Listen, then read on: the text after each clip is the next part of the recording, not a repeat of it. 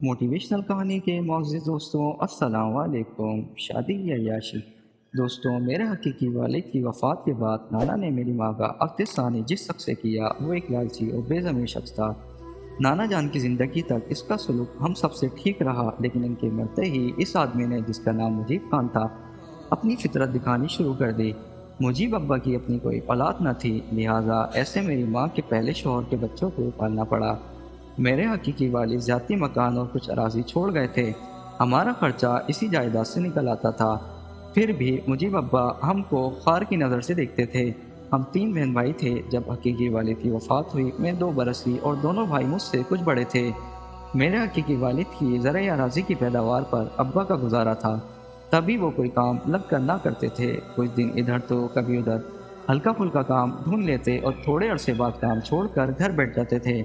ان کے دوست بھی اچھی صحبت کے نہ تھے۔ ابا کو بھی انہوں نے چرس کی لت لگا دی تھی، لیکن اب کیا ہو سکتا تھا؟ میری ماں ایک شریف عورت تھی، ہر حال میں ان کو گزارا کرنا ہی تھا۔ میرے بھائیوں کو ماں نے اسکول میں داخل کرا دیا کہ بڑے ہو کر انہوں نے ہی گھر کا بوجھ اٹھانا تھا، لیکن ابا نے مجھے اسکول نہ جانے دیا۔ ماں سے کہتے کہ لڑکی کو پڑھا کر کیا کرنا ہے، اس کو گھرداری اور سلیقہ سکھاؤ۔ یہی عورت کی کامیاب زندگی کی ضمانت ہے کہ وہ سلیقے اور شعار فرما بردار ہو۔ بھائی چھوٹے تھے، میری حمایت میں نہیں بول سکتے تھے، یوں میں اسکول جانے سے رہ گئی۔ جن دنوں میں 5 سال کی تھی انہوں نے میری قسمت کا فیصلہ کر دیا۔ عید میں 2 دن تھے، والد صاحب نے امی سے کہا، وقت بی بی میں اپنے دوست کے پاس کسی کام سے جا رہا ہوں، کلثوم کے لیے عید کی کپڑے اور چوڑیاں لینی ہیں، تو اسے تیار کر دو۔ میں اس کے لیے شہر سے ریڈی میڈ کپڑے، نئی جوتی اور کپڑے لیتا آؤں گا اور بچی سیر بھی کر لے گی۔ ماں مجھ سے بہت پیار کرتی تھی، سوچا کہ عید کی شاپنگ سے میری بچی خوش ہو جائے گی، سیر بھی کر لے گی۔ انہوں نے مجھے نہلایا اور صاف ستھرے کپڑے پہنا کر تیار کر دیا۔ والد صاحب میری انگلی پکڑ کر گھر سے چل دیے۔ میں جو بخت بی بی کی بیٹی بے بخت ہونے کو باپ کے ساتھ آنکھوں میں سیر سپاٹے کا خواب سجا کر گھر سے نکل آئی تھی، شہر جانے کے بجائے ابا ایک بیل گاڑی میں بٹھا کر اگلے گاؤں آ گئے۔ یہ بیل گاڑی ہرے گنوں سے بھری ہوئی تھی اور گاؤں جا رہی تھی۔ تمام راستہ میں ہرے گنے کھا رہی تھی، مسافرت کا بھی پتہ نہ چلا اور ہم گاؤں آ گئے۔ ابا نے دوست سے ملنے کا تو بہانہ کیا تھا، اصل میں وہ میرے بدلے اپنی شادی طے کر آیا تھا۔ اس کو 9 عمر لڑکی سے شادی کا شوق تھا، جبکہ امی اس سے 5 برس بڑی اور 3 بچوں کی ماں تھی۔ ہوا یہ تھا کہ انہی دنوں ابا نے ایک شخص کی لڑکی کو دیکھا، وہ اس کے دل کو بھا گئی۔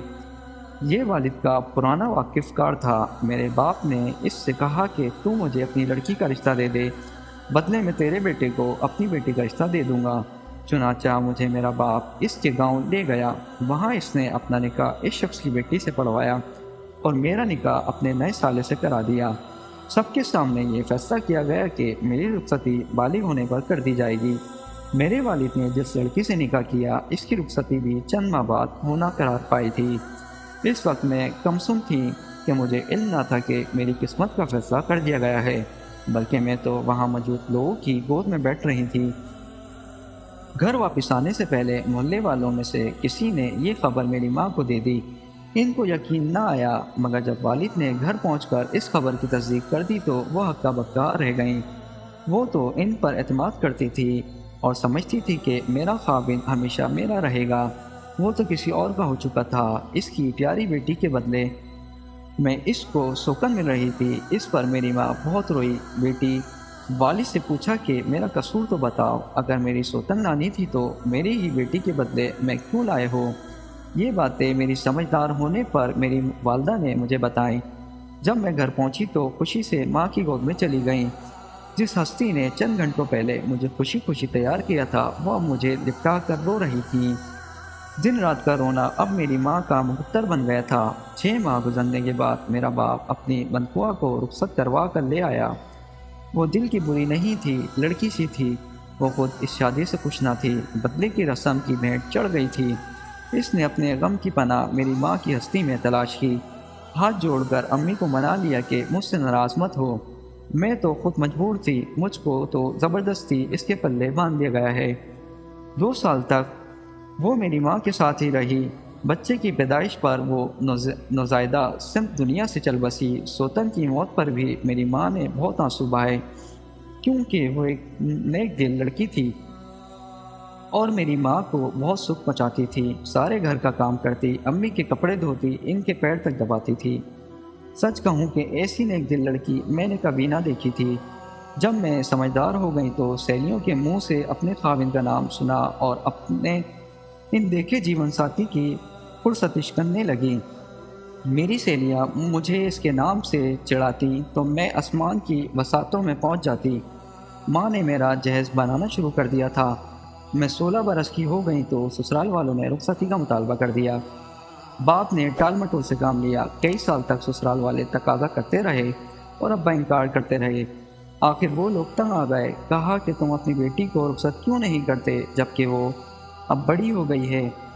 میں اپنی بیٹی کو رخصت نہیں کروں گا، وہ ابھی چھوٹی ہے، جب میری مرضی ہوگی تب رخصتی دوں گا، تم لوگوں کو جلدی ہے تو طلاق دے دو۔